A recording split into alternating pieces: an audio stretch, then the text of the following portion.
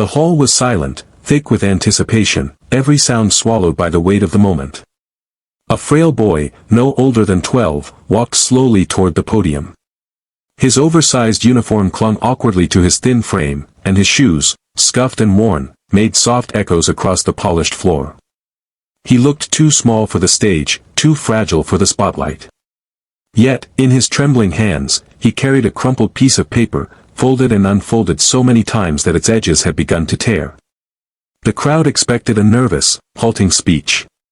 Teachers exchanged weary glances, some bracing themselves for stumbles. A few classmates stifled giggles. But then, the boy lifted his head. His eyes, deep, steady, almost luminous, searched the audience, and when he finally spoke, his voice, though cracked and trembling, carried an unexpected strength. "I dedicate this award," he began, pausing as his throat tightened, "not to myself, but to the one who gave up everything so I could stand here today." Gasps rippled through the hall. Mothers clutched their children's hands tighter. A teacher covered her mouth, eyes welling with tears. The boy's words, so simple yet so raw, cut through the air like truth unchained. He turned his gaze to the very back of the hall. There she was, his mother, still in her janitor's uniform, her sleeves dust-stained, her face lined with years of exhaustion and sacrifice. She stood timidly, almost hiding, as if she didn't belong among the polished shoes and perfume of the crowd. The boy raised his medal, hands shaking, but his smile firm. "Mama, this is yours." The hall fell silent again. The giggles were gone. Teachers bowed their heads. Parents wiped their eyes. For in that single moment, a poor boy transformed an ordinary award ceremony into a lesson in love, honor, and the quiet majesty of sacrifice. Flashback. The story of sacrifice began long before the applause, long before the medal.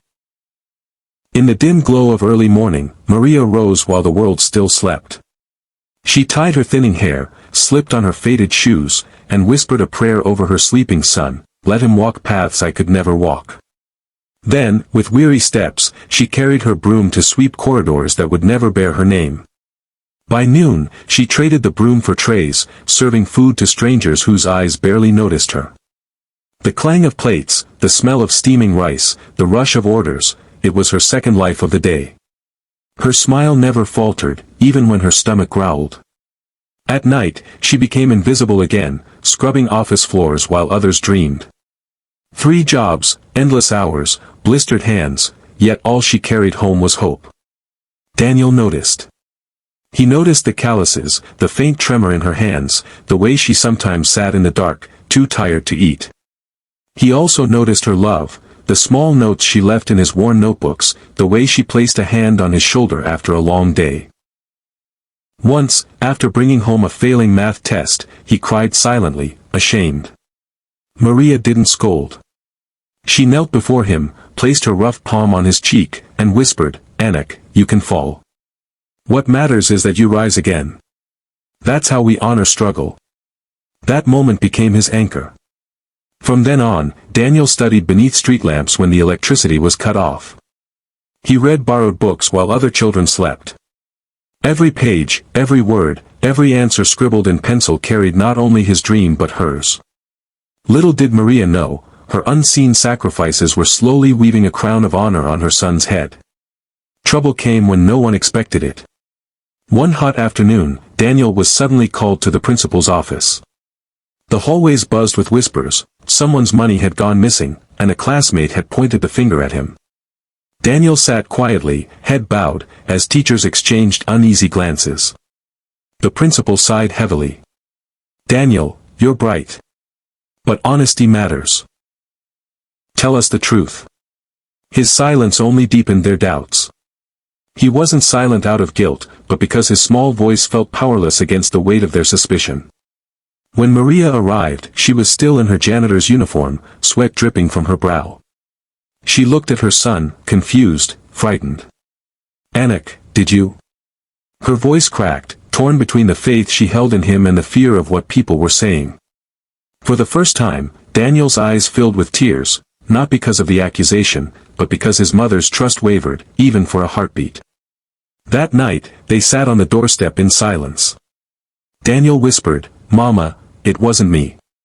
But I couldn't prove it." Maria held his face, guilt flooding her eyes. "Forgive me, Anak. The world judges the poor before it hears their truth." Days passed under a cloud. Whispers followed him in corridors. Some classmates sneered. But then, the truth broke open. The boy who had lied confessed, his guilt too heavy to carry. Daniel was innocent. At the next assembly, the principal apologized publicly. All eyes turned to Daniel. He could have shouted, demanded justice, even sought revenge. Instead, he smiled gently and said, "Please don't punish him. We all make mistakes." The hall went still. Then, unexpectedly, the boy who accused him wept and hugged him. In that embrace, Daniel's humility outshone every accusation. His honor became undeniable. IME moved quickly, and the boy who once stood accused now stood tall on his graduation day. The hall shimmered with bright banners, flowers, and proud families dressed in their best. Names were called, applause filled the air, but when Daniel's name echoed, valedictorian, the applause grew thunderous. He walked slowly across the stage, his uniform pressed neatly, though still worn at the edges. He carried no arrogance, only the same gentle humility that had carried him through years of hunger and hardship.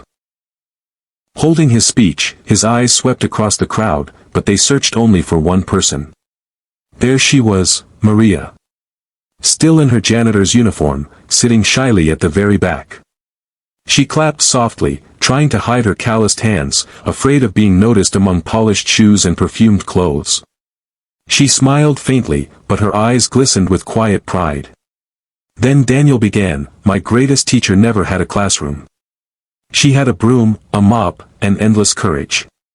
Today, I graduate not for myself, but for the woman who walked barefoot so I could run."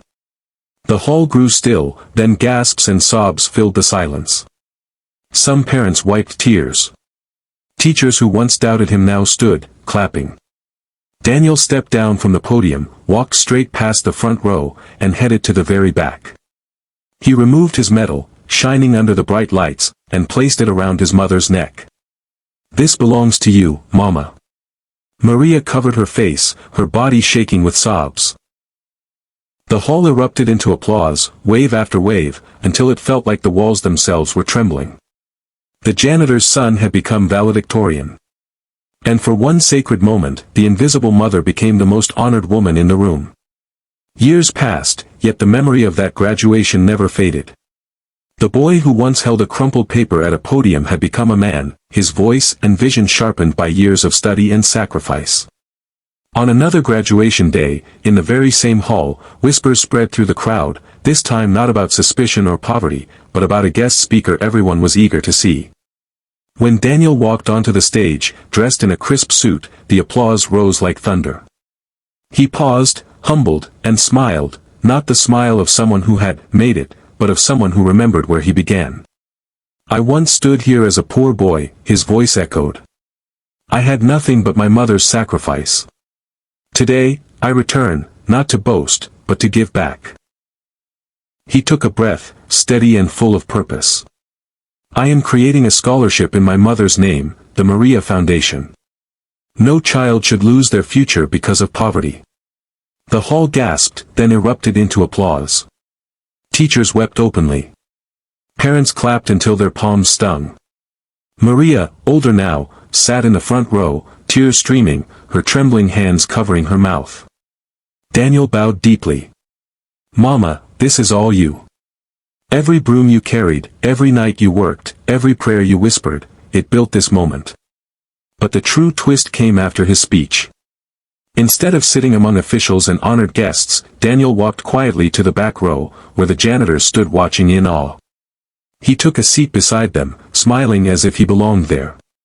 The hall fell silent. Then applause roared louder than ever. The poor boy, once invisible, had become a symbol of humility and hope, bringing every soul in that hall to tears.